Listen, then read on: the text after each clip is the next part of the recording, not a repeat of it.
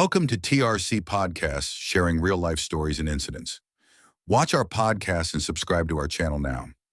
দেব basically মানুষ কি চায় সেটাও খুব ভালো বোঝে, বা 5 বছর বাদে মানুষ কি চাইছে সেই R&D, সেই রিসার্চ ওয়ার্কটা ও খুব স্ট্রংলি করে। মানে নিজে অত বড় একজন সুপারস্টার হয়েও সেটা খুব করে। মানে আমি বলতে পারি, মানে আজ পর্যন্ত আমরা যতক্ষণ আড্ডা মেরেছি, তুমি বিশ্বাস করবে না, আমাদের আড্ডার টপিকই হচ্ছে সিনেমা। ট্যালেন্টকে খুব রেসপেক্ট করে। হ্যাঁ, কোনো মানুষের মধ্যে যদি ভালো জিনিস থাকে সেটাকেও প্রমোটও করতে চায়। হ্যাঁ, তো আর ওর এটা সবসময় চায় যে মানে কোনো ট্যালেন্টেড মানুষ ভালো জায়গায় যাতে সে পৌঁছতে পারে। তুমি যদি প্রমোশনের কথা বলো, হি ইজ এ জিনিয়াস। একদম মানে ও কিভাবে কোনো জিনিসকে প্রমোট করতে হয়, কিভাবে প্রমোট করলে মানুষের কাছে পৌঁছানো যায়, সেটা আমার মনে হয় এই মুহূর্তে দেবের থেকে ভালো কেউ জানে না। নমস্কার বন্ধুরা, আজকে আমি পার্থ আবার একটা নতুন পডকাস্ট নিয়ে চলে আসলাম তোমাদের কাছে। আজকে শুক্রবার, আর আজকের পডকাস্টে আমার সঙ্গে রয়েছে আমার এক খুব কাছের দাদা দেবরাজ ঘোষাল, খুব নামকরা কোরিওগ্রাফার। আজকে দেবরাজদার সঙ্গে বসে অনেক কিছুই আড্ডা মারবো আজকে একটা পডকাস্ট সেশনে। তো সবার আগে চলে যায় দেবরাজদার কাছে। দেবরাজদা, থ্যাংক ইউ সো মাচ আমার পডকাস্টে আসার জন্য। তুমি এত মানে টাইম বার করে আমাদের কাছে এসছো, আমার পডকাস্টে এসছো, আমার খুব ভালো লেগেছে। তো সবার আগে তোমার কাছে একটা কোয়েশ্চেন করতে শুরু করবো, একদম টাইম নষ্ট না করে। ঠিক আছে, সবার আগে বলো যে তোমার এই নৃত্য জগতে আসার মানে কারণটা কি? বেসিক্যালি আমি কখনো কোনোদিন নাচ শিখিনি, বাট ছোটবেলা থেকে যখন কোনো মিউজিক চলতো তখন আমার মনে হতো আমি কিছু একটা করতে পারি। তখন এটা বুঝতাম না যেটা আমি করছি সেটাকে অ্যাকচুয়ালি নাচ বলে কিনা, সেই সেন্সটাও ছিল না। ক্লাস 11 যখন হয় তখন একটা ফেস্ট হতো, স্কটিশ চার্চ কলেজের ফেস্ট হয়েছিল, তখন সেখানে একটা ডান্সার কম পড়েছিল। তো ওই সময় আমাকে বলা হয়েছিল, তো আমি খুব মানে টেনশন করছিলাম যে আমি তো জীবনে কোনোদিন নাচ শিখিনি, আর বাকি যে কজন নাচ মানে ডান্স করছিল তারা ট্রেন্ড ছিল। আমার একজন বন্ধু ছিল যেও নাচতে পারতো, আর তখন আমি নাচতে পারতামই না, মানে আমার কোনো সেন্সই ছিল না। যেমন ঢাকির সাথে যেমন লোকজনরা বেসিক্যালি একটা কিছু মিউজিক চললে নাচতে শুরু করে, তো সেই রকমভাবেই ছিল। বাট সামহাও বন্ধু বলেছে বলে করতেও হবে, ভয়তে নেমে গেছি। বাট আমি করে খুব ইন্টারেস্ট পেয়েছিলাম, আমার ভালো লেগেছিল। আর আমার অটোমেটিক্যালি এই একটা কাজ করতো তখন থেকেই, যে ধরো আমি একটা মিউজিকের সাথে তো নাচের একটা পরিভাষা আছে, সে যদি ঠিকঠাক না হতো, ঠিকটা আমি জানতাম না, বা এটা ভুল হচ্ছে সেটা আমি রিয়েলাইজ করতে পারতাম।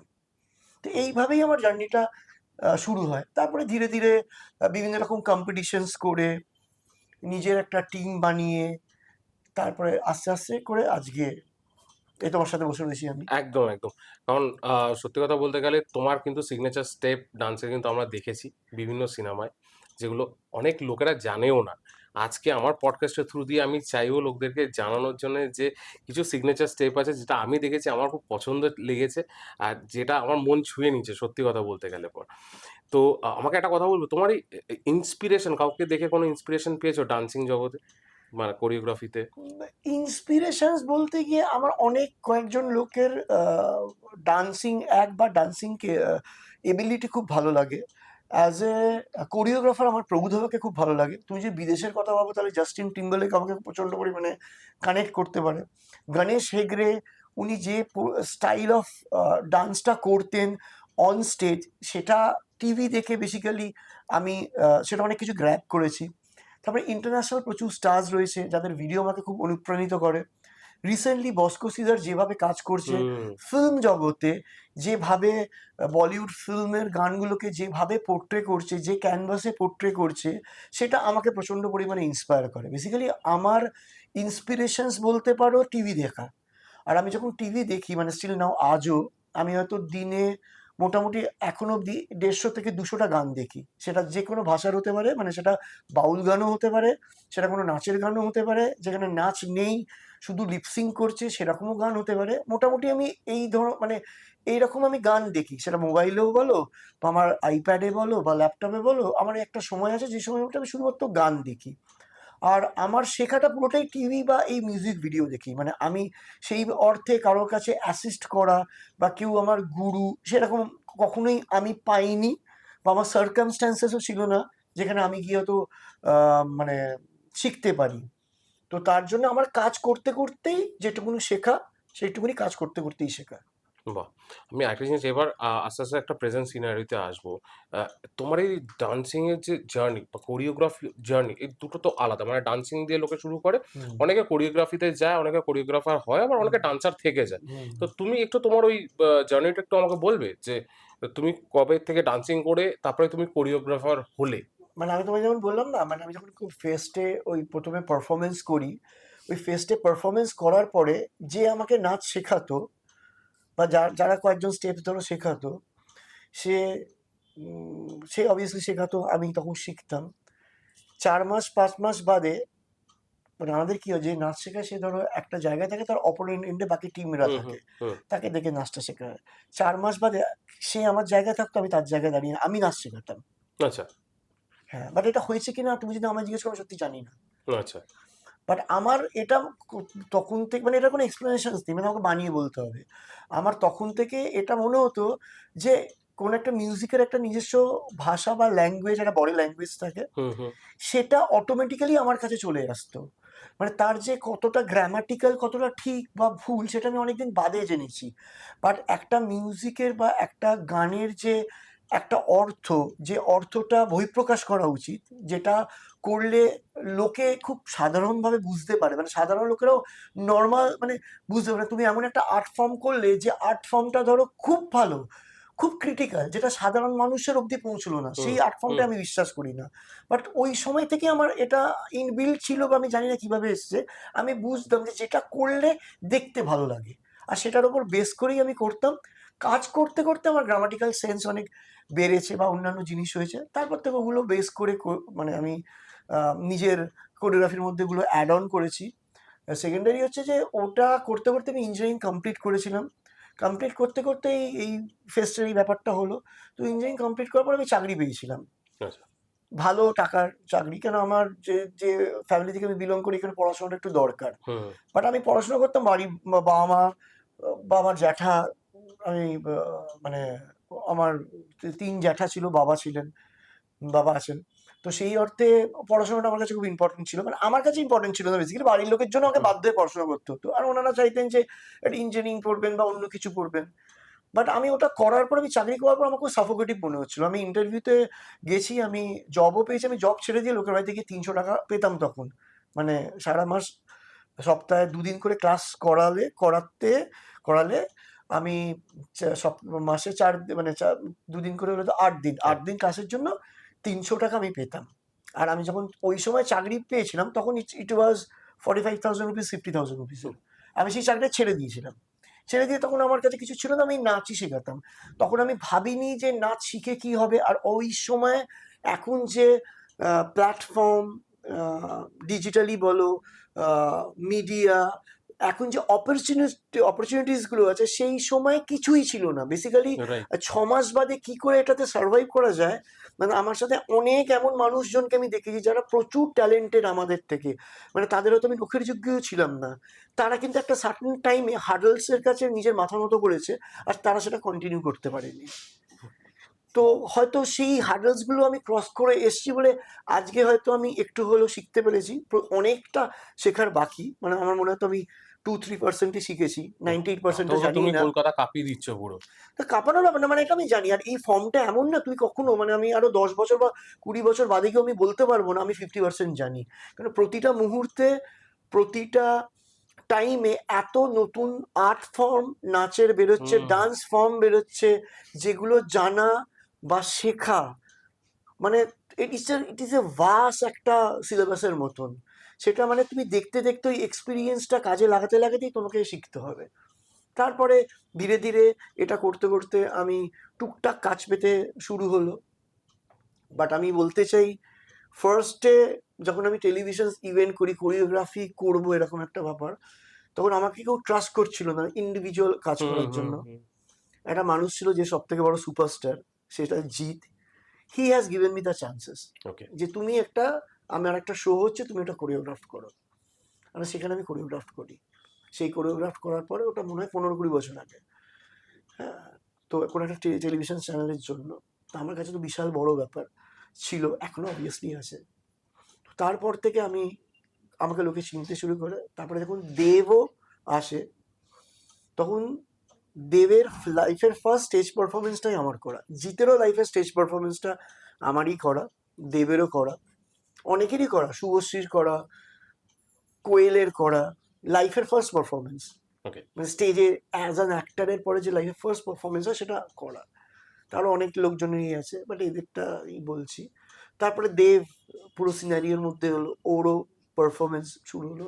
এইভাবে করতে করতে ধীরে ধীরে করতে করতে এই আমি তোমার সাথে বসে রয়েছি এখন।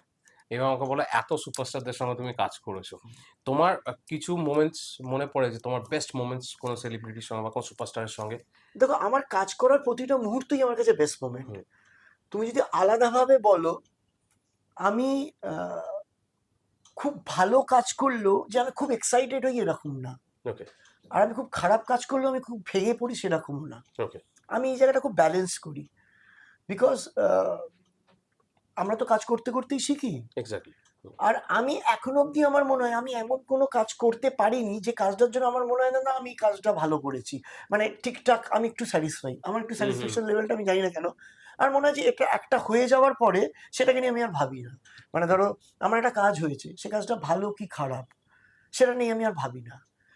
যদি কাজটা হয়ে যাওয়ার পর অনেক সময় রিভিউ দেয়, অনেক সময় ভালো রিভিউ আসে, খারাপ রিভিউ আসে।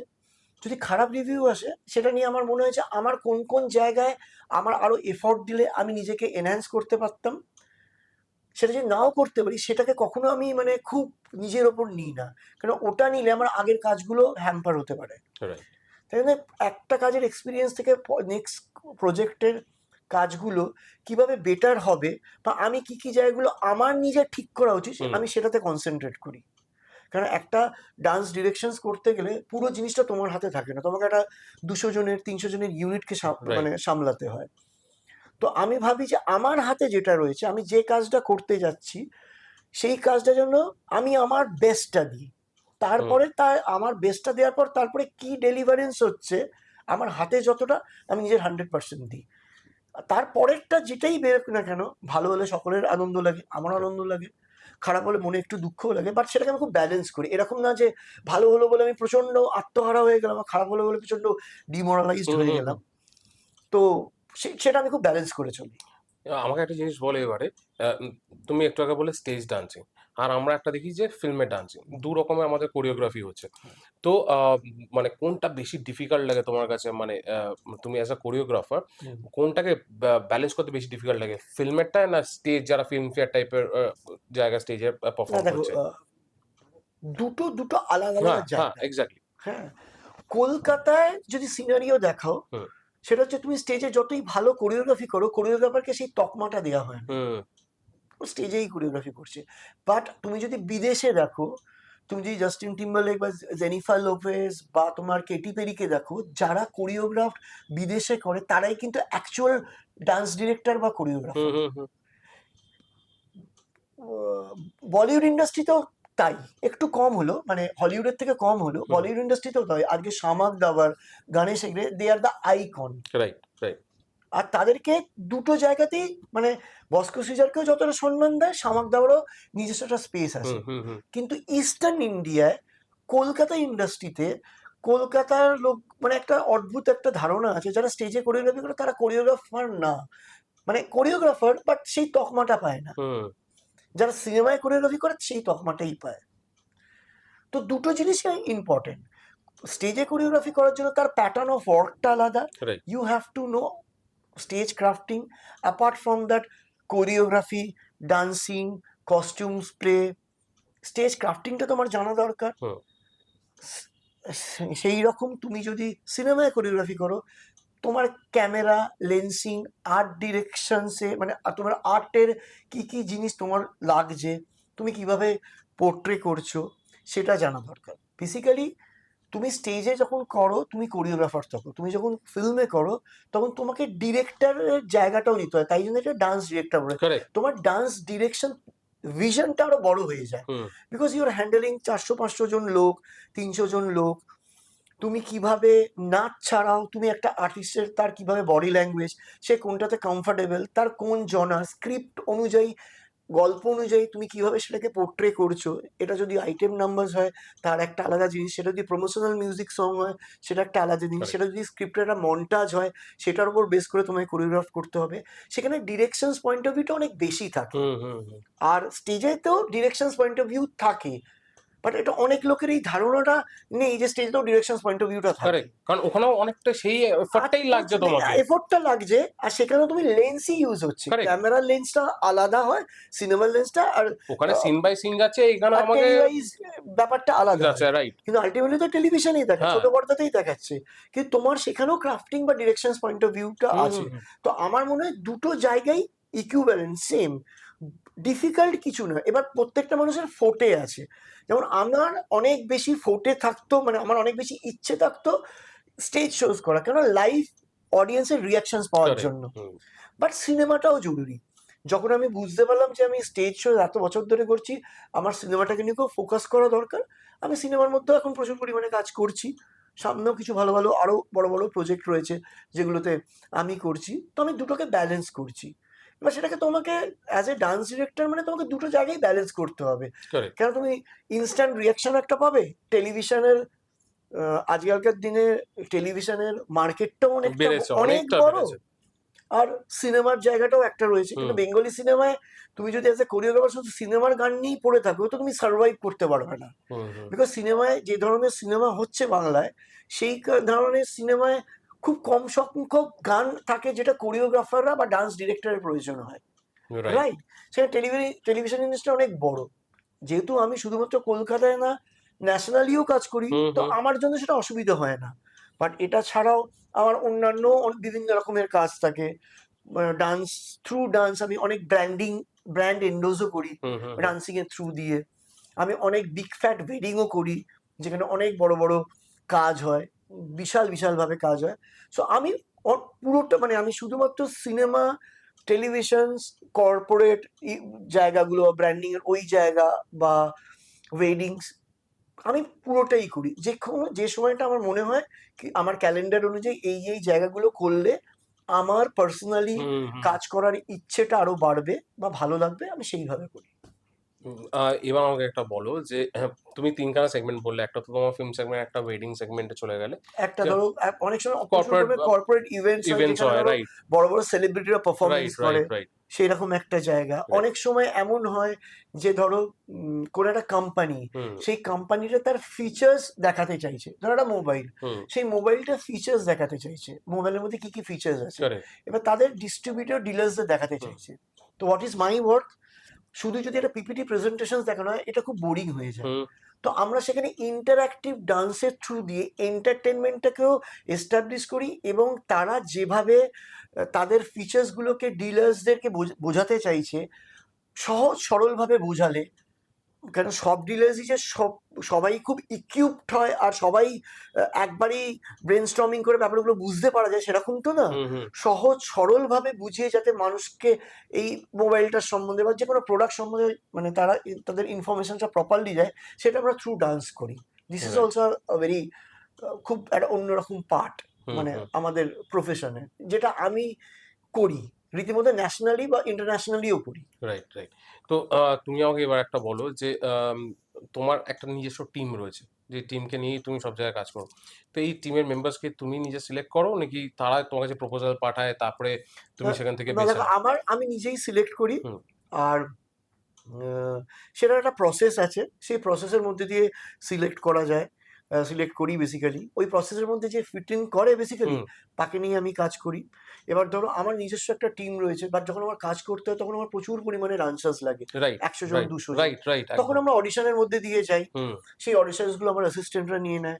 যে অডিশনসগুলোর মধ্যে আমার ধরো এই ফর্ম অফ কোরিওগ্রাফি দরকার, এই ফর্ম অফ কোরিওগ্রাফির ডান্সার্স আমার দরকার, তখন আমি সেই ধরনের ডান্সার্স নিই। সেটা বম্বে থেকে নিই, বিদেশ থেকেও নিই। হুম হুম আমি যখন অনেক অ্যাওয়ার্ডস ইভেন্ট অনেক জায়গায় করি যেখানে আমার ফরেন ডান্সার্স দরকার হয়, সেই ফরেন ডান্সার্সগুলো ধরো বম্বেতে পাওয়া যাচ্ছে না, তখন সেটা রাশিয়া থেকেও আসে বা লন্ডন থেকেও আসে। তো যেরকম অ্যাজ পার বাজেট যেরকম প্রজেক্ট হয়, প্রজেক্টের ভ্যালু যেরকম হুম হয়, হুম। সেই হিসেবে আমরা তাদেরকে হায়ার করি। বাট আমার নিজস্ব যে টিমটা, সেটা আমার কোর টিম।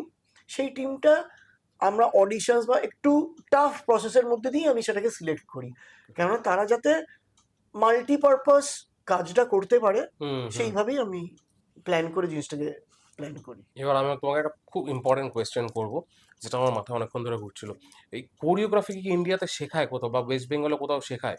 না দেখো, মানে এটা খুব অদ্ভুত একটা কোয়েশ্চেন। হুম তুমি একজন ডান্সার কিভাবে ডান্সার হবে তার জন্য প্রচুর ক্লাসেস আছে, তোমার পাড়ায় আছে, রাইট বড় বড় মাস্টার্সদের ক্লাস আছে। বাট পার্টিকুলার শুধু যারা কোরিওগ্রাফি শিখবে হুম বা ডান্স ডিরেক্টর হবে, সেই প্রসেসটা নেই। এটা এমন আছে, ধরো তুমি আমার কাছে নাচ শিখছো বা ডান্স শিখছো, শেখার পরে তুমি ডান্স শিখতে শিখতে আমি দুটো ক্লাস করালাম, এটা কোরিওগ্রাফির ক্লাস। হুম বাট কোরিওগ্রাফি সাবজেক্টটা তো ইজি না। রাইট মানে স্টেপস আছে। একটা ফার্স্ট স্টেপস হচ্ছে তোমার বিগিনার্স লেভেলের ডান্সার্স, হুম সেকেন্ডটা হচ্ছে তুমি ডান্সার্স হলে, তারপরে সিনিয়র ডান্সার্স হলে, তারপরে তুমি অ্যাসিস্ট করবে। তার অ্যাসিস্ট করার সাথে সাথে তোমার তোমার নলেজ যে যে বিষয় সেগুলো তোমাকে এনহ্যান্স করতে হবে। লাইক তোমাকে কালার প্যালেট জানতে হবে, কোরিওগ্রাফির ডান্সিং প্যাটার্ন হুম জানতে হবে। তুমি যদি আর্টিস্টকে নাচ শেখাও, সেই আর্টিস্টের বডি ল্যাঙ্গুয়েজটা কি, কোন ফর্ম অফ ডান্সটা তার বডি ল্যাঙ্গুয়েজে মানে অ্যাপ্রোপ্রিয়েট হচ্ছে। যদি তোমার কাছে যে স্ক্রিপ্ট থাকে, সেই স্ক্রিপ্টের সাথে ওটা কতটা যাচ্ছে, হুম গল্পের সাথে কতটা যাচ্ছে। স্টেজে যদি স্টেজ হয়, স্টেজে সে কতটা কমফোর্টেবল সেটা জানতে হবে। তারপরে আসছে কোরিওগ্রাফার। কোরিওগ্রাফার মানে হচ্ছে তোমাকে কোনো একটা গানের পুরো ক্রাফটিংটা জানতে হবে।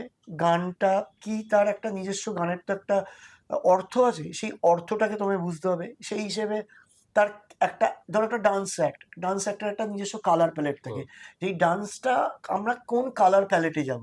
আচ্ছা স্টেজে যখন হয়, স্টেজের পেছনে তোমার পেছনে যে ভিজুয়ালস চলে, হুম সেই ভিজুয়ালের সাথে তোমার কস্টিউমসের কালার কি হবে সেটা তোমার জানা দরকার। যেটা লাইটস থাকে, লাইটসের কালারের সাথে তোমার যে গ্রাফিক্স চলবে, হুম হুম ভিজুয়াল চলবে, সেটা তোমার জানা দরকার। তোমার ক্যামেরা পজিশনিং জানা দরকার। নন ফিকশন শোজে যে কোথায় কোথায় ক্যামেরা আছে, আলটিমেটলি যদি ক্যামেরায় টেলিকাস্ট করা হয়, টেলিভাইজড হয়, হুম তোমাকে তো আফটার এডিট হতে হবে। রাইট সেটার পয়েন্ট অফ ভিউ থেকে তুমি যে কোরিওগ্রাফি বা ক্রাফটিংটা করছো, সেটা কিভাবে ক্রাফটিং করছো তোমার সেটা জানা দরকার। সেকেন্ড হচ্ছে এই একটা হয়ে যাওয়ার পর তোমার এডিটিং সেন্সটাও জানা দরকার। হুম সেটা হচ্ছে কোরিওগ্রাফারের কাজ।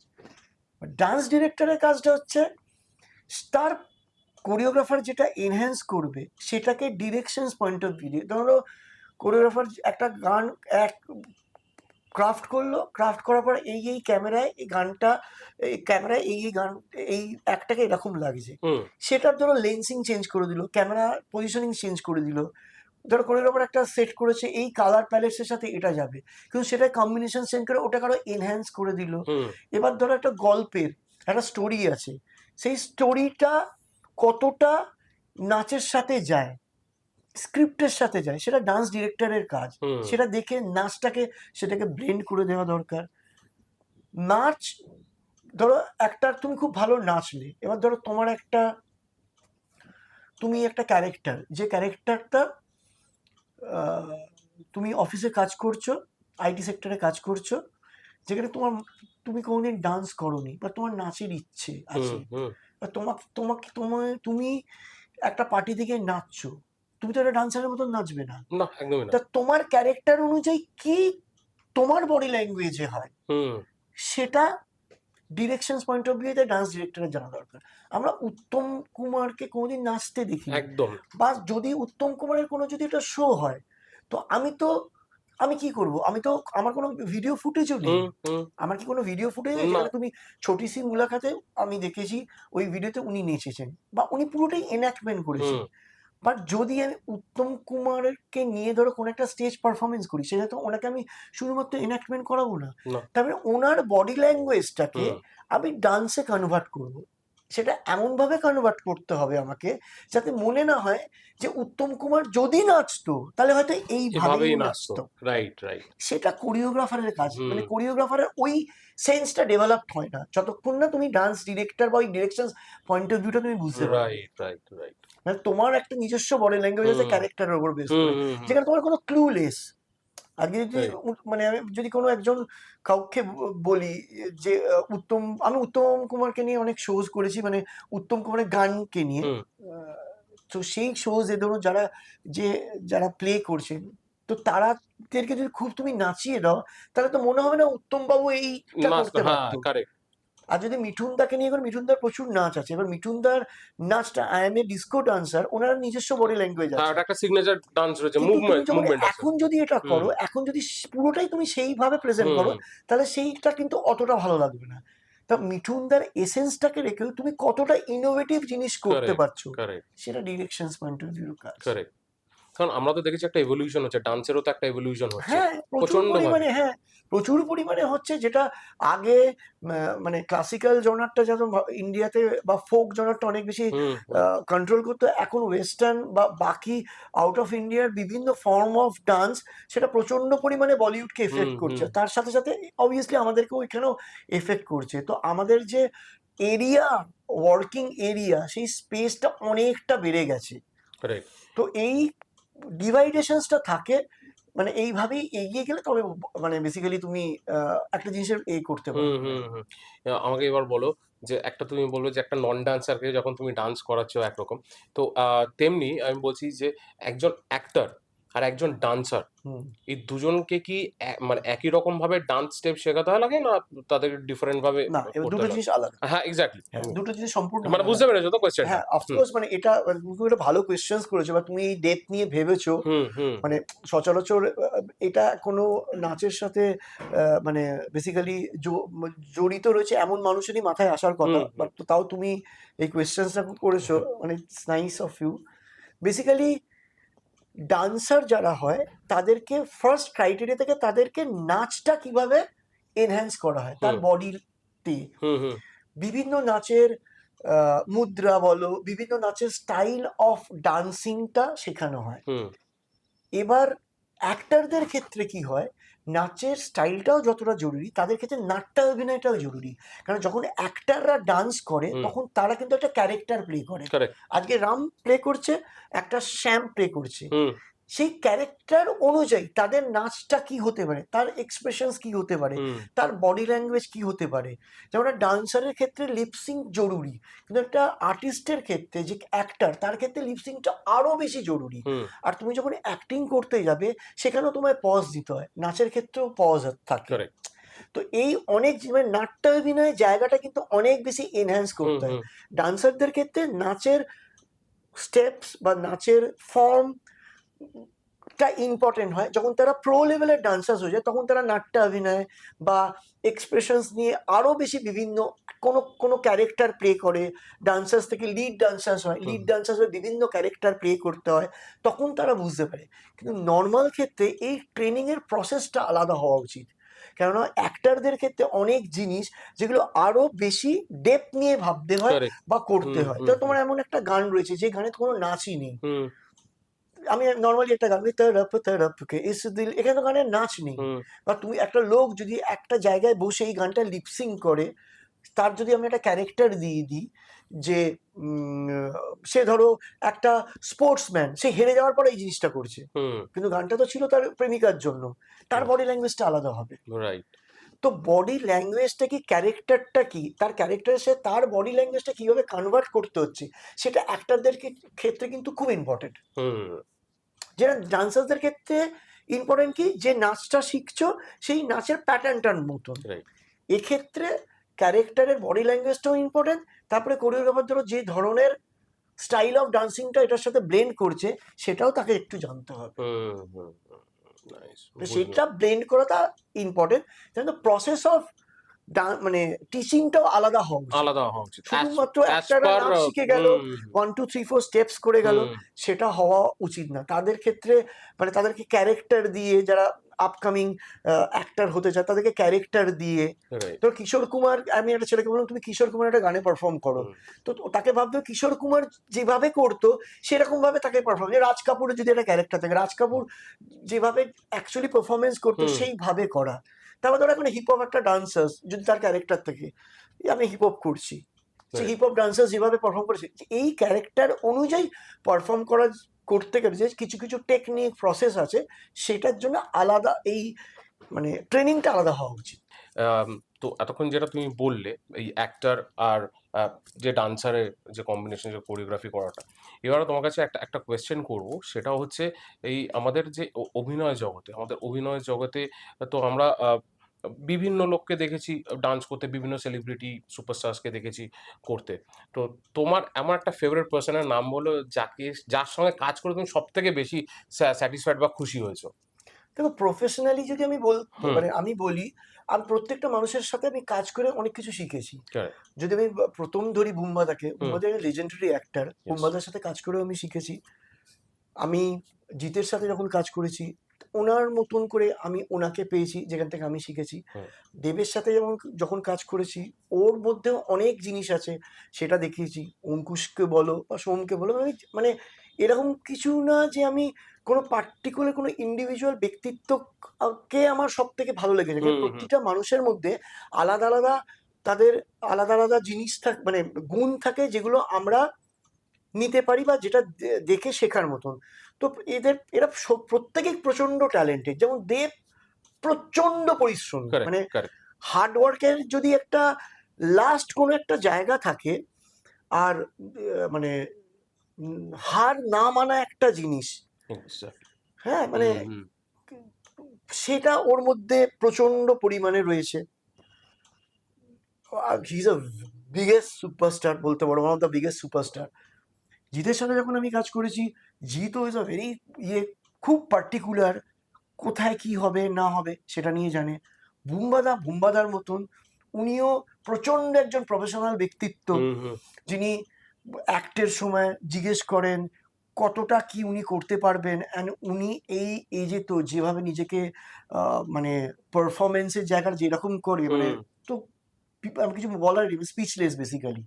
তো প্রতিটা মানুষেরই আলাদা ইন্ডিভিজুয়ালিটি আছে, প্রতিটা মানুষেরই আলাদা ইন্ডিভিজুয়ালিটি আছে। অঙ্কুশও প্রচন্ড এনার্জেটিক। তো Correct. প্রত্যেকের ভালো জিনিসগুলো, যেগুলো এক্স ফ্যাক্টরস থাকে, সেগুলোকে আমি সবসময় চেষ্টা করি সেগুলো আমার অ্যাক্ট বা আমি যে সিনেমার গানগুলো করি হুম, তার মধ্যে হুম, কিভাবে ইনকর্পোরেট করা। হুম, হুম, হুম। তো এটা প্ল্যান করে তার এক্স ফ্যাক্টরসগুলোকে আমি ইনকর্পোরেট করি। রাইট। তুমি দেবদার কথা বললে। দেবদার ব্যাপারে একটুখানি তোমার সঙ্গে বলবো। দেবদা তোমার অনেক চাইল্ডহুড ফ্রেন্ড, রাইট? তোমার হ্যাঁ, অনেক মানে বছর আমাদের মানে 16-17 কারেক্ট। বছরের বন্ধুত্ব হ্যাঁ, ধরো। হ্যাঁ। মানে সেটা অনেক বছর, মানে হুম। যে বন্ধুত্ব আমার কাছে যে বন্ধুত্ব 5 বছর টিকে যায়, সেটা লাইফ টাইম টিকে যায়। সেখানে তোমাদের 17 বছর আর 16-17 বছর হবে। হ্যাঁ, মানে এটা এন্ডলেস। যতদিন তোমরা থাকবে ততদিন তোমাদের এই বন্ধুত্বটা একদম মানে একদম কড়াভাবে থাকবে। আম এবার আমাকে একটা জিনিস বলো, এই যে দেবদার সঙ্গে যখন তুমি কাজ করেছো, যখন কোরিওগ্রাফি করেছো বা কোনো মুভিতে কাজ করেছো, আম তোমার কেমন লেগেছে বা মানে কিরকমভাবে তোমরা নিজেদের মানে যেহেতু ফ্রেন্ড তোমরা, তো কিরকমভাবে তোমাদের মধ্যে অ্যাপ্রোচটা থাকতো? কোনো গান আসলে পর ধরো আমি একটা নামই নিচ্ছি, খাদানের 'বাপ এসেছে' গানটা, তোমার হাতে কোরিওগ্রাফি এটা। তো যখন এটা নিয়ে ডিসকাস করেছো, তো তোমাদের কিরকম ইন্টারঅ্যাকশন হতো? মানে আমার যদি সিনেমায় গানটাকে সিরিয়াসলি ভাবে হুম, করার যদি ব্যাপারটা থাকে, সেটা দেবের জন্যই। বিকজ আমি প্রচুর পরিমাণে স্টেজ শো স্যান করতাম, বাকি প্রচন্ড ব্যস্ত থাকতাম, সিনেমার গান নিয়ে আমি পুরো কনসেন্ট্রেট হুম, করতাম। আর দেব এমন একটা মানুষ, ও প্রত্যেকটা মানুষকে না তার নিজের ক্যারেক্টার অনুযায়ী পুশ করে। হুম, যেহেতু ও আমার বন্ধু, সেক্ষেত্রে ও আমাকে পুশ করার ব্যাপারটা আলাদা রকমের ছিল। আমাকে ধরো, যতদিন ওর এতগুলো সিনেমা এসেছে, আমাকে কোনোদিন কিন্তু সিনেমার গানের জন্য কখনো বলেনি। ওকে, হ্যাঁ, বিকজ ও কাজের জায়গাটা আর বন্ধুত্বের জায়গাটা সম্পূর্ণ আলাদা রাখে। ওকে। আর আমিও খুব একটা যে সিনেমার গান নিয়ে কনসেন্ট্রেট করবো বা আরো কিছু করব, যেরকম গান আসতো করতাম, বা মানে সিনেমার গান নিয়ে মানে আমি এতটা ওভার অকুপাইড থাকতাম বাকি জিনিস নিয়ে। তো একবার বাঘা যতীনের আগে ও একটা গান শুনছিল, আমিও একটা গান শুনছিলাম। তখন ও আমায় বললো, এই গানটা একবার শুনে দেখতো কেমন লাগছে। আমি বললাম, ভালো লাগছে। তো বললো আমাকে একটু কোরিওগ্রাফি করে দেখা। আমারও তো মাথায় ছিল না, মানে হুম, আমার এরকম ব্যাপারই ছিল না যে আমি গান করবো বা হ্যান ত্যান। ও আমায় গানটা দিল। তো গানটা পড়ার পর আমি গানটা করলাম। আর একটা হচ্ছে, তুমি যদি দেবের সাথে কাজ হুম। করো, তোমার 80% কাজ ও নিজেই করে দেয়। আচ্ছা। মানে ও যে এত বড় সুপারস্টার, ও তোমাকে গানটাকে ভালো করার জন্য বা ওর সিনেমা বা ওর মুভি যেটুকুনি অংশ, ও 100% নিচে ইনভলভ থাকে। হুম ও আমার সাথে অন্তত অত বড় একজন সুপারস্টার 7-8 বার মিটিং করেছে, কেন এটা হচ্ছে, আমি কি ভাবনা ভাবছি সেটাকে আমি প্রেজেন্ট করতে হুম হয়েছে। হুম আর ওকে স্যাটিসফাই করা ইটস নেক্সট টু ইম্পসিবল। মানে ও এতটাই ভেতরে ঢুকে, আর হুম ওর ওর মিউজিক্যাল সেন্স মানে তুমি ধারণা করতে পারো না ও কি লেভেলের মিউজিক্যাল সেন্স। আর ডিরেকশনস পয়েন্ট অফ ভিউ, ওর যে ডিরেক্টোরিয়াল চিন্তা ভাবনা সেটা প্রচন্ড মারাত্মক স্ট্রং। হুম হুম হুম মানে আমি আমি মাঝে মাঝে কনফিউজড হয়ে যাই, ও যদি অ্যাক্টিং না করে ও যদি কোনোদিন ডিরেকশনও করে, ও ডিরেকশনটাও ততটা ভালো করবে, রাইট মানে ও ডিরেকশনটাও এতটা ভালো বোঝে।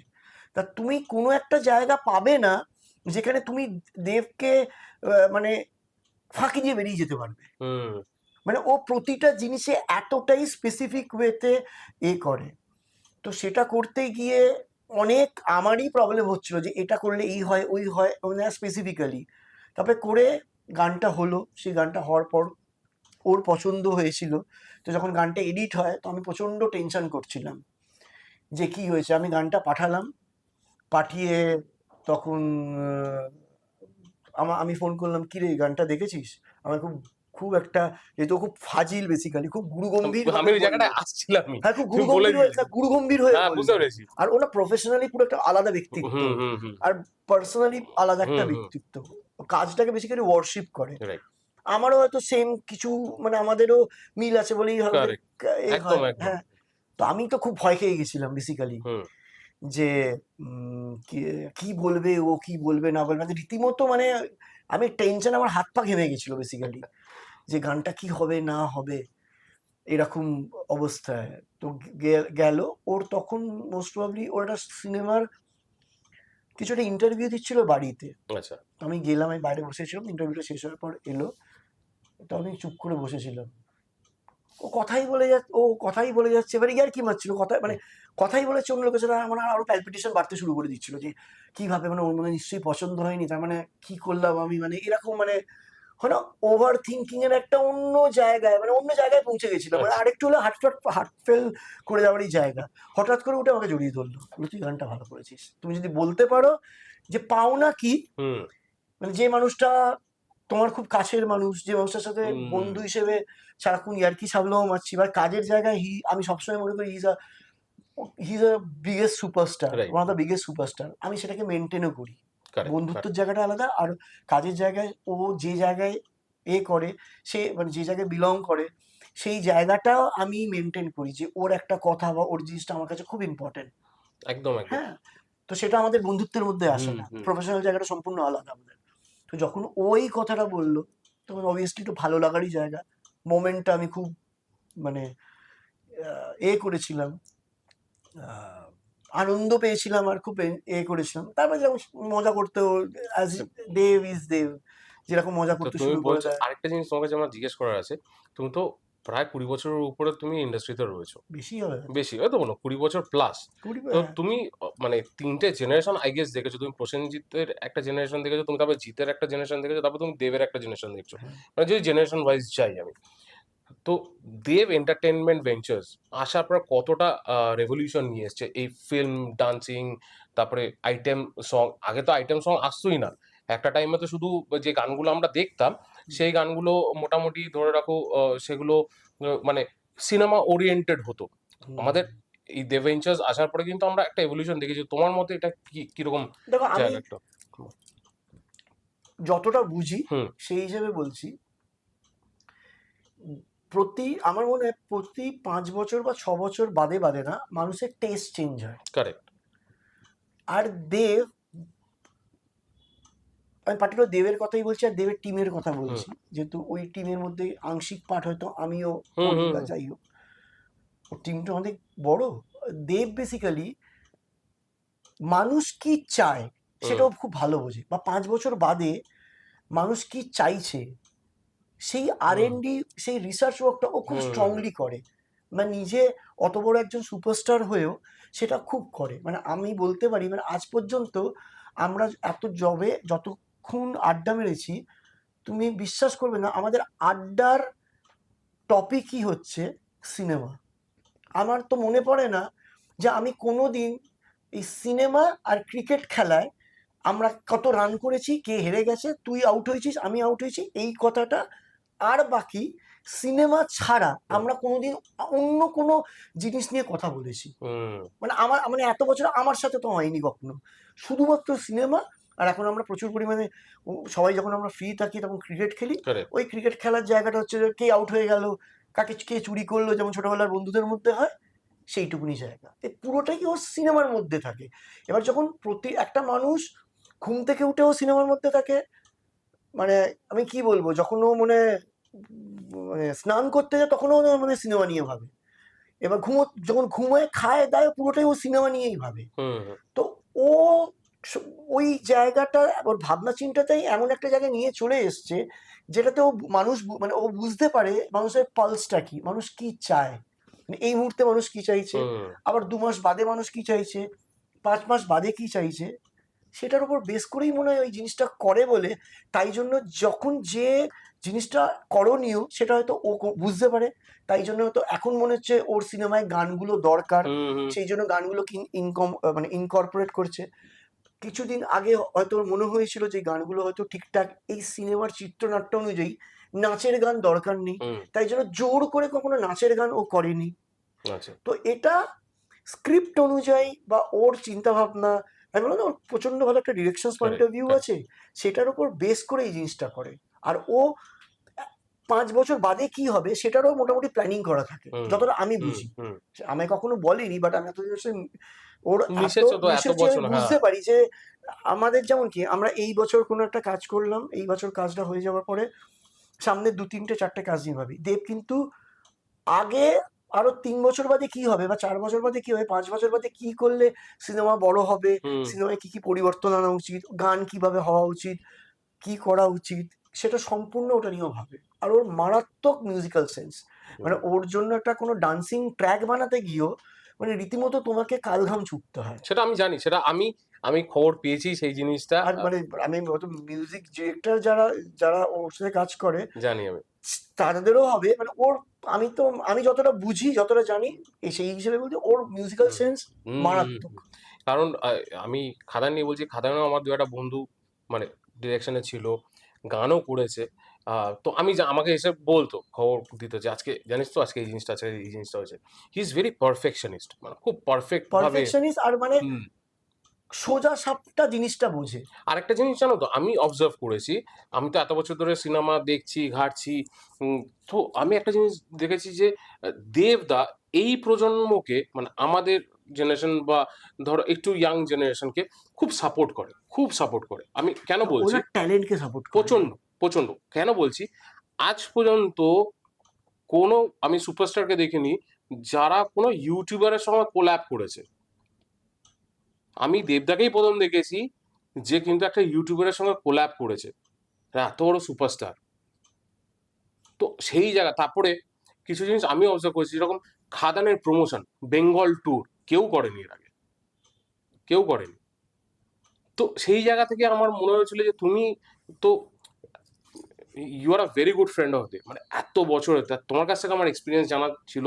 আর সবাইকে মানে আমার যে দর্শক আছে তাদেরকে জানানোর মানে ও ইয়ে না, ছিল। আমি বলছি ও ট্যালেন্টকে খুব রেসপেক্ট করে। কারেক্ট। হ্যাঁ, কোনো মানুষের মধ্যে যদি ভালো জিনিস হুম, থাকে সেটাকে ও প্রমোটও করতে চায়। হ্যাঁ, তো আর ওর এটা সবসময় চায় যে মানে কোনো ট্যালেন্টেড মানুষ ভালো জায়গায় যাতে সে পৌঁছতে পারে। Correct, correct. হ্যাঁ, তো সেই জন্য দেখবে ও বিভিন্ন ধরনের মানুষকে নিয়ে কাজ করে। আমি এত বছর বন্ধুত্ব হওয়ার পরেও আমি কিন্তু ওর সিনেমায়, ও তো এত মানে ওর তো মনে হয় 17 বছর হয়ে গেল। হুম, হুম, আমি তো লাস্ট 2 বছর হয়েছে আমি সিনেমায় ওর সাথে কাজ করছি।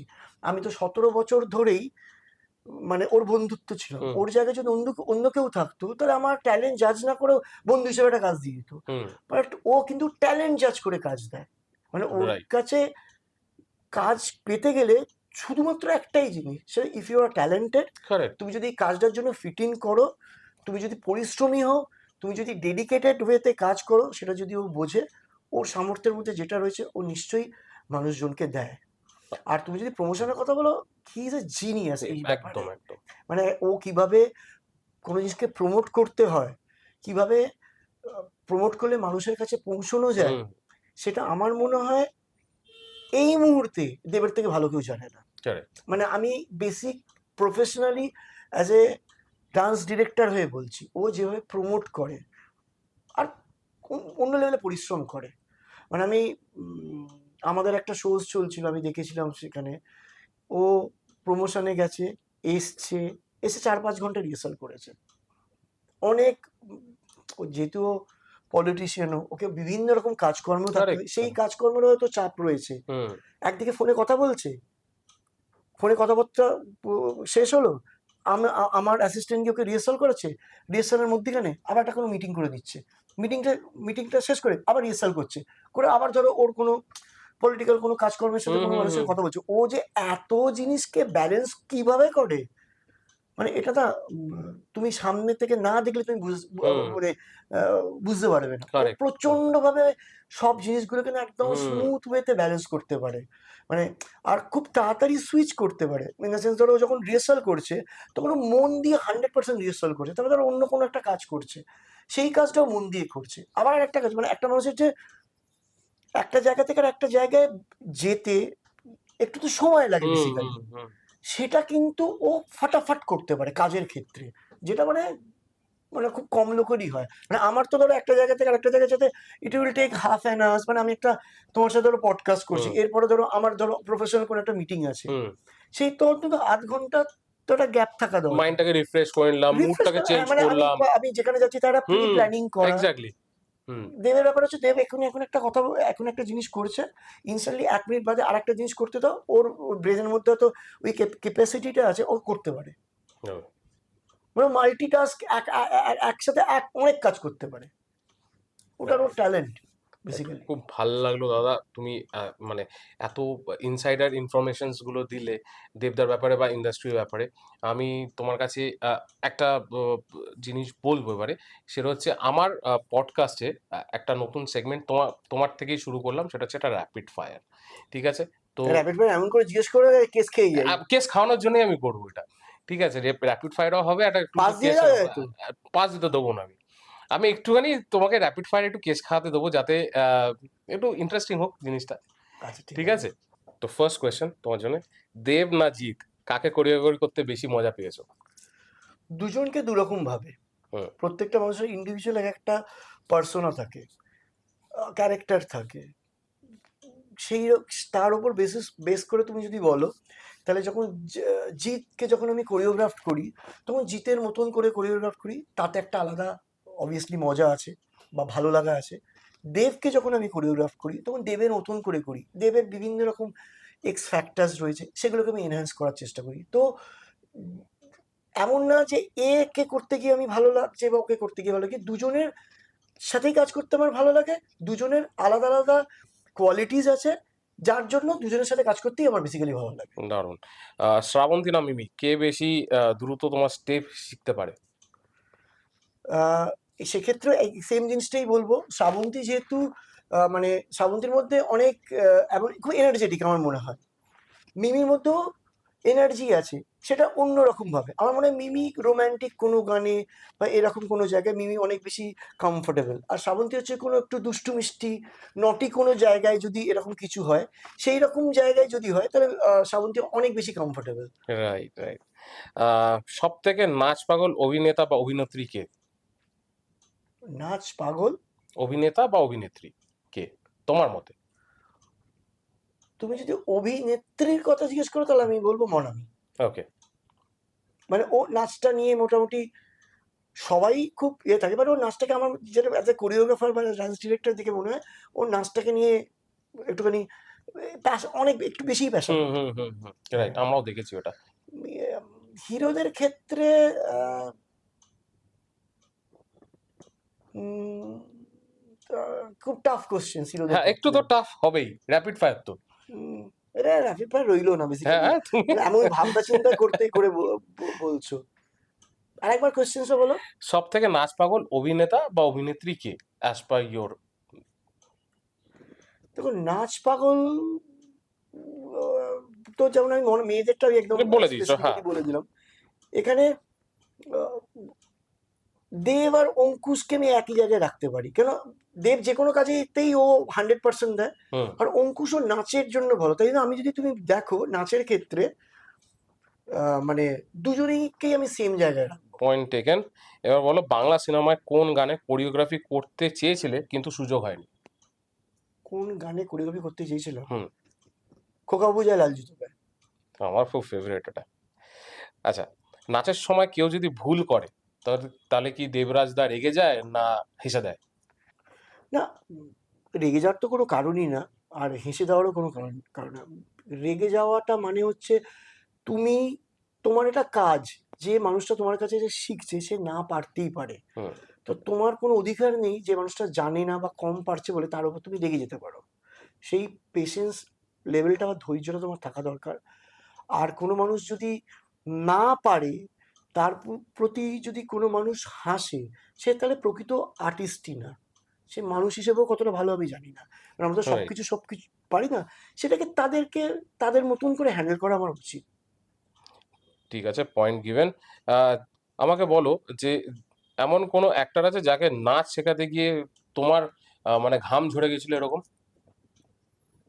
আছে, কিন্তু বলা যাবে না। এখানে কিন্তু আমি বলেছিলাম, না দেখো, হিন্টস দিই তোমার। মানে নাচ শেখাতে গিয়ে বা ওরকম আমি বলবো না, বাট আমি হিমশিম খাওয়ার ব্যাপারটার জন্য না, I am enough capable to handle, সে যে কেউ হোক না কেন। আমি শাহরুখের সাথেও কাজ করেছি স্টেজ শোতে, তো হিমশিম তো খাওয়াটা ডিফিকাল্ট আমাকে।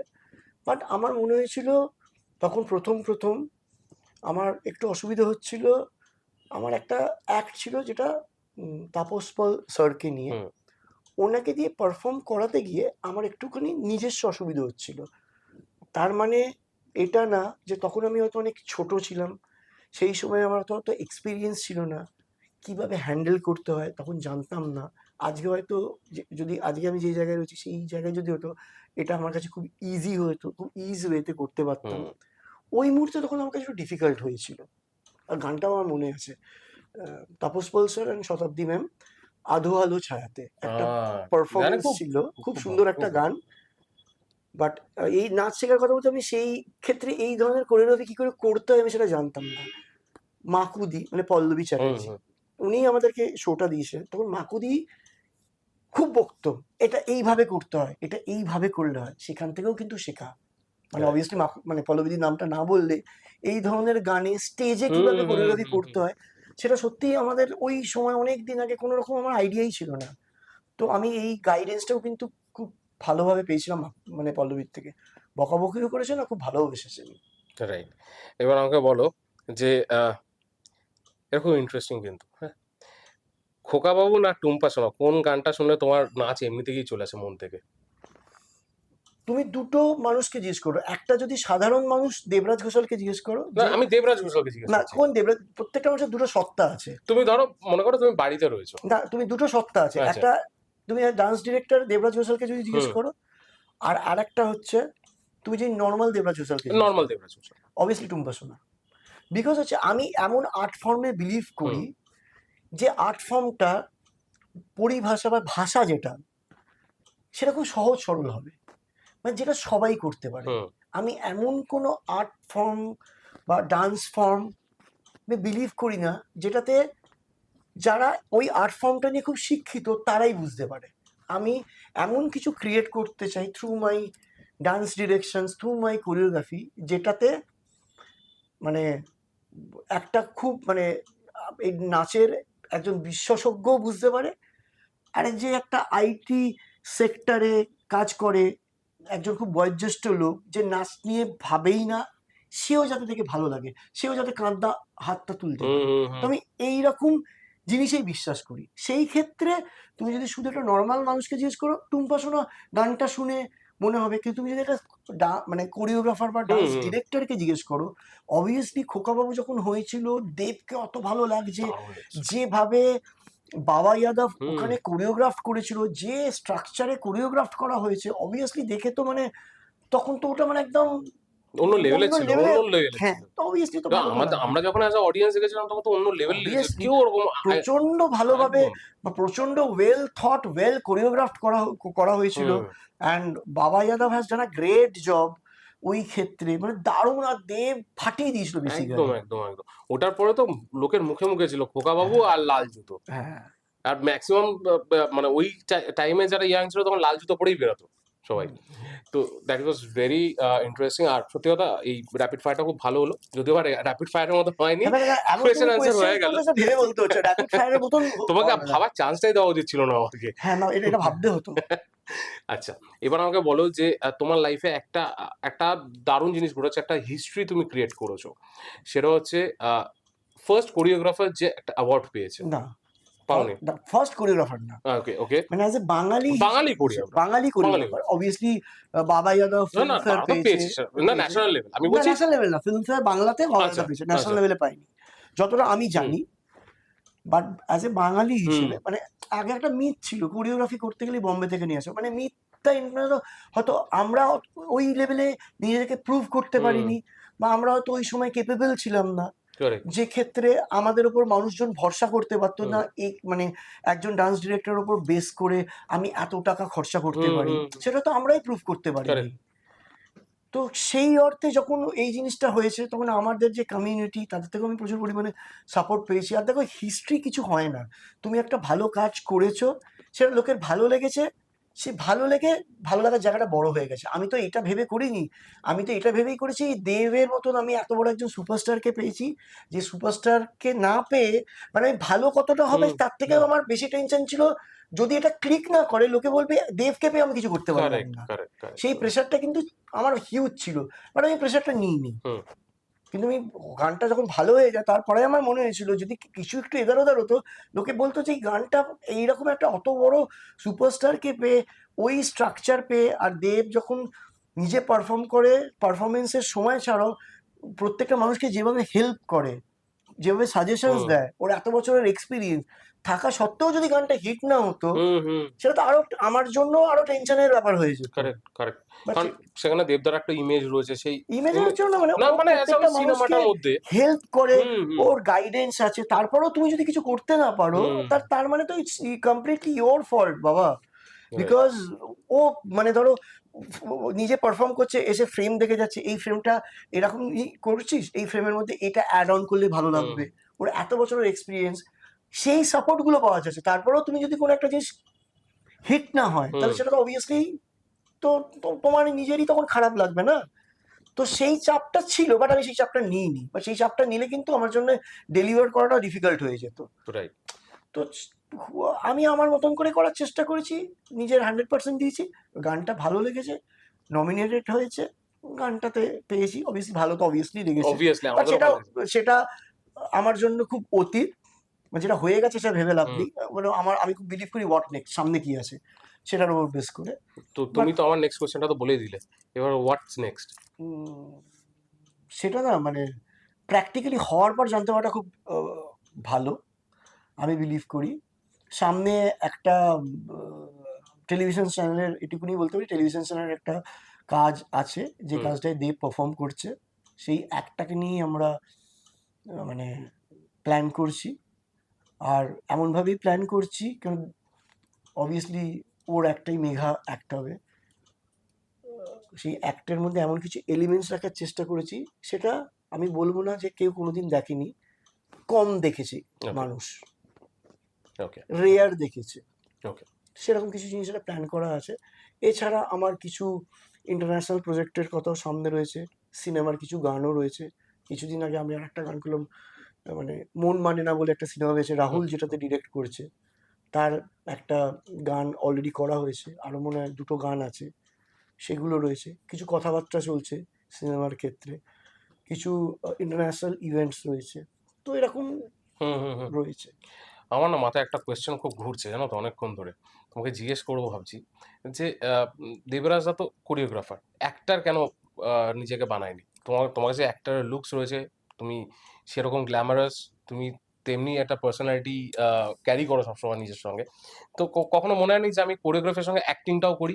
বিশ্বাস করো তুমি যে প্রশংসাটা করছো না, আমার হ্যাঁ, যদি বউ জানতে থাকতো না খুব সে তো আনন্দ নিশ্চয়ই পেতো, দেখবে। বাট সে দেখবে তো, সে হ্যাঁ, বললে আরো বেশি, তোমার মুখের থেকে সে বললে আমি আরো বেশি আমার ভালো লাগতো। সে তো কন্টিনিউয়াস বলে যায় যে হুম বুড়িটা কমাও, এই খাবে না, ওই হুম খাবে না, হুম বাট আমি চাই যে আমার ওয়াইফ সুদীপ্তা এটা দেখুক, যে আমার মধ্যেও কিছু আছে। মানে একটু কমিয়েছি ওটা তো সাময়িক, ওটা চাইলেই কমে যাবে। না না বাট কখনো মাথায় এসেছিল যে আমি অ্যাক্টিং করব?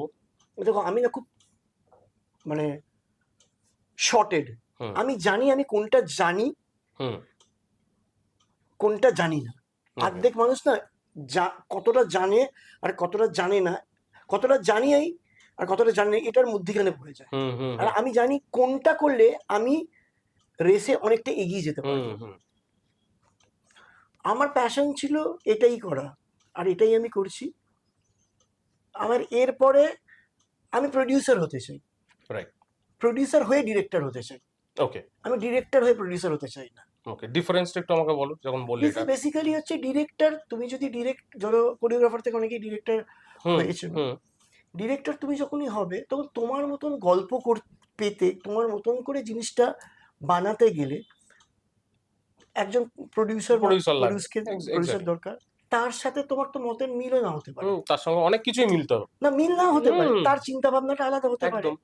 কিন্তু তুমি যদি নিজেকে ওই জায়গায় নিয়ে যাও, হুম কেপেবল হও যে আমি প্রডিউসার হব, তাহলে আমি কাউকে জবাব দিতে চাই না। একদম একদম একদম। আমার নিজের কাজ, সেটা একটা গানও যদি আমি নিজে প্রডিউস করি, আমি নিজের মতন করে গানটা প্রডিউস করতে পারবো। হুম আমি কাউকে আনসার দিতে যাব না। হুম হুম যদি খারাপ হয় সেখান থেকে আমি শিখবো, হুম আর যদি ভালো হয় আরো বেশি পরিশ্রম করে আরো একটা ভালো গান কারেক্ট।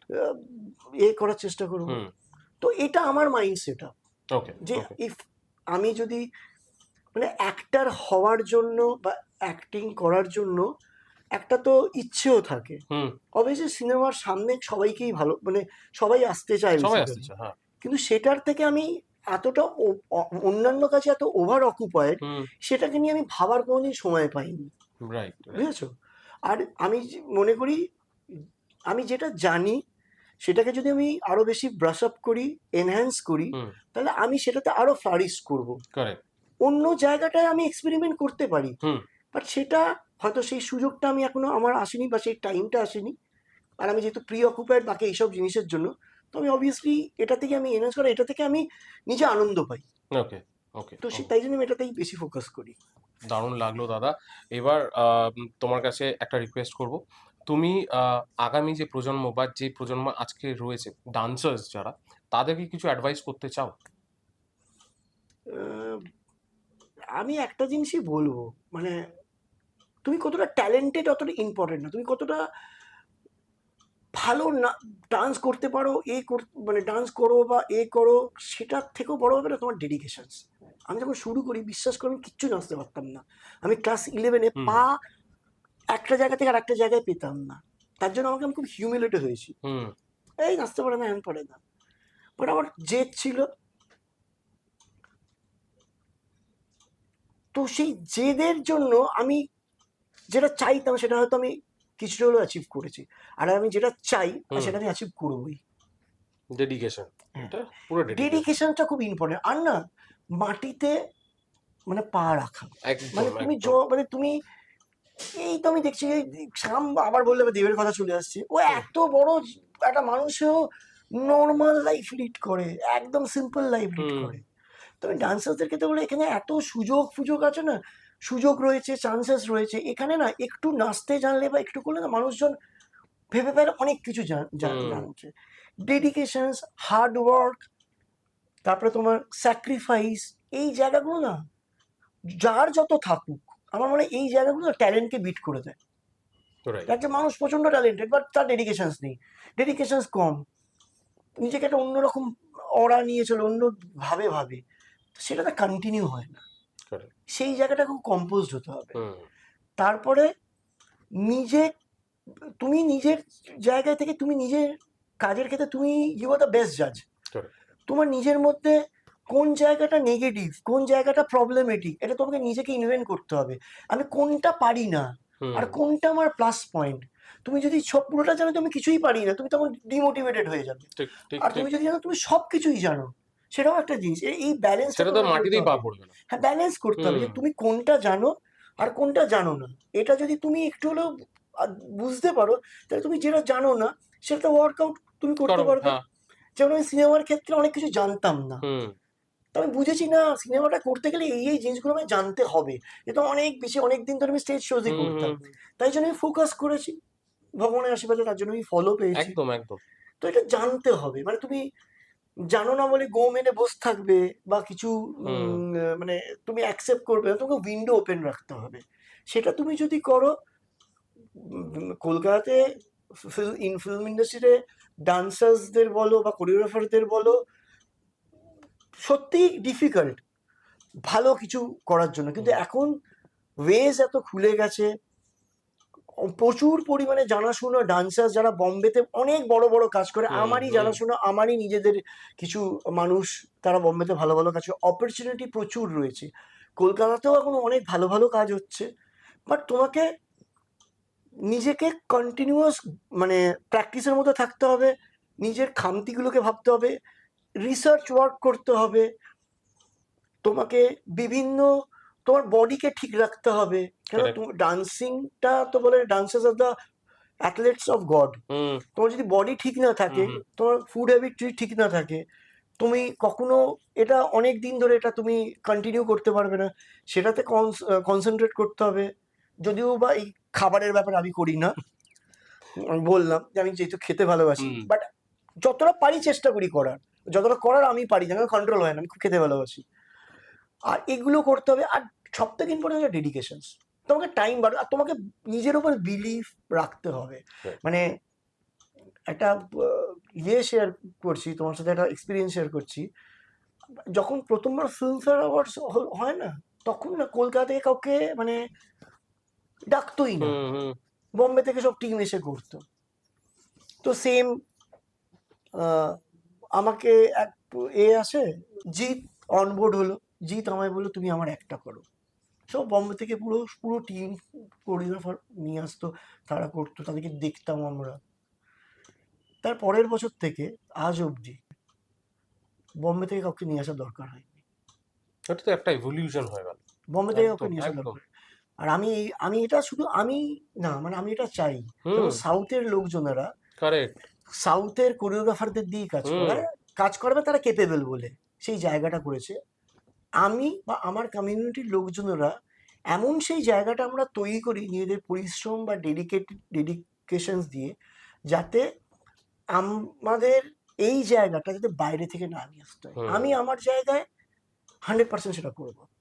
আর আমাদের সেটা আমি এখানে কিন্তু করেছি বলেও এখন লাস্ট 10 বছর, হুম, 10 ইয়ার্স স্টেজ শোতে কোনো বম্বের কোরিওগ্রাফার আসে না। আমি নিজেই 12 বছর ধরে ফিল্মফেয়ার করছি। বাকি যা যা অ্যাওয়ার্ড শোজ হুম, হয়, হুম। নাম বলছি না, 99% আমিই করি। বাট এটা তো সিনেমার ক্ষেত্রেও হয়। সেটা অবভিয়াসলি আমাদের আরো বেশি পরিশ্রম করতে হবে। আমি আমার নিজের কথা বলছি, আমাকে আরো বেশি পরিশ্রম করতে হবে, আরো বেশি খাটতে হবে।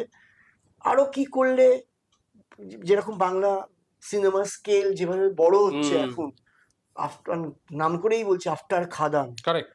সেই ক্ষেত্রে ন্যাশনাল আর এখন মধ্যে বিশাল কিছু ডিফারেন্স ডিফারেন্স নেই। নেই। হ্যাঁ, বাট স্কেলটা তুমি আফটার শুটিং এর পর ওই ওই মোটামুটি ওই রকমই দেখবে। হুম, হুম, বাট অনেক কিছু মানে অনেক কিছু জিনিস যেটা বম্বেতে গিয়ে কাজ করলে পাওয়া যায়, সেখানে তো রিজনাল সিনেমা হিসেবে সেটা হুম, পাওয়া যায় না। হুম, কিন্তু গানটা হওয়ার পরে লোকে সেটা বোঝে না।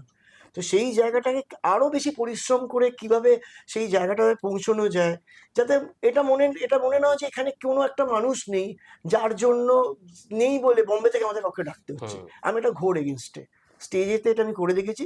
আর এটা আমি 1000% তোমার পডকাস্টে বলে গেলাম, এটা সিনেমাতেও করে দেখাবো, যাতে ভবিষ্যতে বোম্বে থেকে কাউকে না নিয়ে আসতে হয়। আমি আমি একটা জিনিস বিলিভ করি জানো তো দাদা, আমাদের বেঙ্গলে প্রচুর ট্যালেন্ট আছে। আমরা খুঁজে বার করতে পারি না, বাট আমাদের কিন্তু বেঙ্গলে এত ট্যালেন্ট আছে যে আমি তোমাকে আমার একটা এক্সপিরিয়েন্সে বলি। এখনো পর্যন্ত আমি দেখেছি, আমি 2-3টা তো সিনেমা করেছি। আমি এরকম দেখেছি যে সাউথের থেকে লোক এসে এইখানে শুটিং করে যাচ্ছে কলকাতায়। হ্যাঁ, এখনো করে। এখনো করছে। ছোট হোক, বড় হোক। না আমি না খুব লোকের ওপর দোষারোপ করতে আমি না একটা নর্মাল মানুষের উপর দিয়ে যদি ভাবি, আমি যদি প্রডিউসার হই, হুম, তো আমাদের মধ্যে আমরা নিজেরা সেই জায়গায় তো প্রুভ করতে পারিনি। হুম, তাই জন্য আমাদের যে প্রডিউসার বা অ্যাক্টর বলো সিনেমার ক্ষেত্রে সেই ভরসাটা দেখাতে পারিনি। হুম, আজকে আমরা স্টেজ শোতে সেই জায়গাটা প্রুভ করে দিয়েছি বলে 20 বছর ধরে তো মানে 10-12 বছর ধরে তো বোম্বে থেকে কেউ আসেনি, কারেক্ট। রাইট? আগে আসতো, 12-15 বছর ধরে কেউ আসে, হুম হুম যে কাজগুলো আমিও করি না। এখানে এত ট্যালেন্টেড লোকজন রয়েছে, এত ট্যালেন্টেড আমার কলিগস রয়েছে যারা ভালো কাজ করে, তারা কাজ করে, তাদের দেখেও আমি শিখি। আমার থেকে তারা অনেকে, ম্যাক্সিমামই হয়তো ছোট হবে, হুম আমি তাদের দেখেও শিখি। মানে তারা এত ভালো কাজ করে, আমি নিজেই ইনকনফিডেন্ট হয়েছি, সেই এত ভালো কাজ কি করে করছে, আমাকে আরো বেশি পরিশ্রম করতে হবে। হুম তারাই, তুমি যদি বলো ইন্সপিরেশনস কারা, আমি যে এই যে যারা যারা নতুন নতুন কোরিওগ্রাফার রয়েছে, তারা আমার ইন্সপিরেশনস। তারা হুম এত ট্যালেন্টেড, এত ভালো কাজ করে, এত মানে বাচ্চা বাচ্চা ছেলেমেয়েগুলো বা যারা আমাদের পরের লোকজনগুলো, তারা তারা এত ভালো কাজ করে, তাদেরকে দেখে আমার আমি হুম ইন্সপায়ার হয়েছি যে আমি আরো ভালো, আমাকে কাজ করতে হবে, আরো বেশি পরিশ্রম করতে হবে, আরো ডেডিকেশনস বাড়াতে হবে। তো রাইট আমরা হয়তো সেই জায়গায় প্রুভ করতে পারিনি। আর আজকে যখন হয়তো একটু আধটু হয়ে প্রুভ হচ্ছে হুম ব্যাপারটা, হুম তখন মানুষজন তো ভরসা পাচ্ছে। হচ্ছে, শুধুমাত্র আমি করছি সেটা না, আমার মতন আরো আমার কলিগস, বন্ধু বান্ধবরা, তারাও তো করছে। হুম হুম তো দোষটা হয়তো আমি, এটা মানে আমাদেরই ইনকেপেবিলিটি ছিল, আমরাই হয়তো কোনো জায়গায় নিজেদেরকে প্রুভ করতে পারিনি। এখন সিনারিও বদলেছে, আমাদের উপর আমরা করতে পারছি বলে আমরা চান্স দিচ্ছি। বাট ম্যাক্সিমাম লোকজন মনে করে আমরা কেন পাচ্ছি না। আরে ভেবে লাভ, দেখে নিজেকে তোমাকে কেপেবল বানাতে হবে। হুম হুম এতদিন আমি পাইনি, maybe I am not capable, I was not capable. এখন আমি পাচ্ছি, হয়তো হয়তো আমার কোনো কাজ মানুষের ভালো লেগেছে, বা যে মানুষটা কাজ দিচ্ছে সে আমার উপর আস্থা রাখতে পারছে। এটা ইজ মোস্ট ইম্পর্টেন্ট। নিজেকে অলওয়েজ প্রিপেয়ার্ড রাখা যে কোনো কাজের জন্য, হুম যেখানে যে কোনো কাজ এলে তুমি করতে পারো। আগে হয়তো সেই প্রিপারেশনসটা ছিল না আমাদের। রাইট আমি আমার কথা বলছি, আমার হয়তো ছিল হুম না, হুম তাই জন্য আমি পাইনি। যাই হোক, খুব ভালো লাগলো দাদা। আমরা একদম পডকাস্টের শেষে চলে এসেছি। তো আমার দর্শককে যদি তুমি কিছু বলো, আজকের পডকাস্টটা তোমার কেমন লাগলো? আর এই পডকাস্টটা আমরা খুব শিগগিরই নিয়ে আসছি অগাস্টে, সবাই দেখতে পাবে আমাদের চ্যানেলে।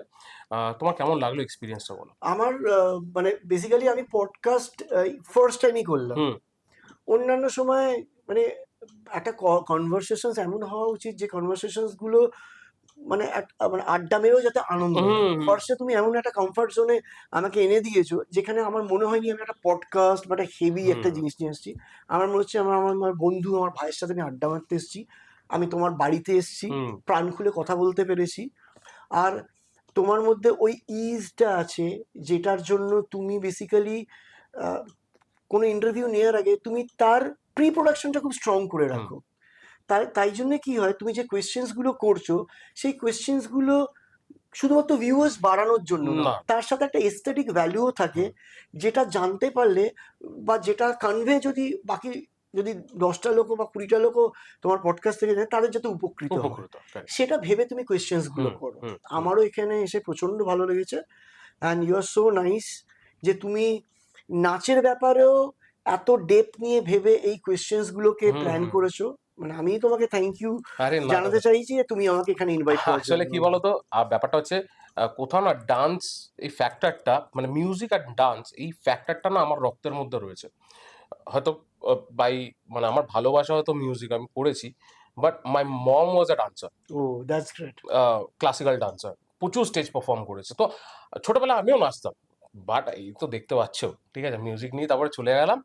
বাট ওই ওই ওই জিনিসটা আমার মধ্যে রয়েছে, ডান্সিং এর ফ্যাক্টরটা, ডান্সিং নিয়ে বোঝা। এটা শুনেও ভালো লাগছে, বিকজ হচ্ছে ডান্সিং ফ্রেটার্নিটিটা এমন একটা জিনিস না, মানে কলকাতার ক্ষেত্রে যে একজন সিঙ্গার, হুম তার বিশাল একজন দাম আছে, বাট একজন একদম যে ডান্সার, একদম তার মনে হয় যে সে, তার কোনো আর্টিস্টিক সত্তাই নেই, আর তুই তো ডান্সার, তো হুম এরকম একটা ব্যাপার। হুম হুম সেই পার্সপেক্টিভটা আমি তোমার পডকাস্টের মধ্যে দিয়ে এটা বলতে চাই, সেই পার্সপেক্টিভটা যাতে অডিয়েন্সরা প্লিজ চেঞ্জ করেন। হুম আজকে ডান্স করেও কলকাতায় থেকেও ভালোভাবে জীবিকা অর্জন করা যায়, ভালোভাবে সুস্থভাবে থেকে ফ্যামিলিকে সাপোর্ট করে নিজে ভালো থাকা যায়, না নিজের ফ্যামিলিকেও ভালো রাখা যায়। তো তার জন্য নিজের পরিশ্রম বা ডেডিকেশন লেভেলটা আরো বাড়াতে হবে। সত্যি কথা বলতে আর প্ল্যাটফর্মও তো বেরিয়ে গেছে অনেক। আর মানুষজনের একটা ধারণা আছে, আরে নেচে কিছু হবে না, তুমি জব করো। কারেক্ট কারেক্ট, আমাদের মাথায় তো আসলেই আগে হ্যাঁ, ধরো চাকরি। হ্যাঁ, আমি আজকে যদি ইঞ্জিনিয়ারিং পড়ে চাকরি করতাম, আমি টাকা রোজগার করতাম। আমি সার্কিউটি সোলে, যেটা মোনাকোতে হয়, হুম মোনাকোর যে প্ল্যাটফর্মটা হয়, সেখানে আমি জয় হতে পারফরমেন্স করিয়েছি, হুম কোরিওগ্রাফ করেছি। এটাকে আমি কোনদিন করতে পারতাম? আমি ঠিক জীবনে করতে হুম পারতাম না। আর যদি আমি চাকরি করে চাকরি করতাম তো বিশাল কিছু একটা আরো টাকা আর্ন করতাম, সেটা আমি এখনো করি। আমি কি শাহরুখ খানকে কোরিওগ্রাফ করতে পারতাম? হুম, করতে পারতাম না। আমি কি দেবকে কোরিওগ্রাফ করতে পারতাম? আমি কি বুমবাদাকে করতে পারতাম? আমি জিৎকে করতে পারতাম? ঠিক। পারতাম না। হ্যাঁ, তার জন্য আমার কোনো হার্ডেল ক্রস করতে হয়েছে, সেটা করেছি, বাট আমি ছাড়িনি।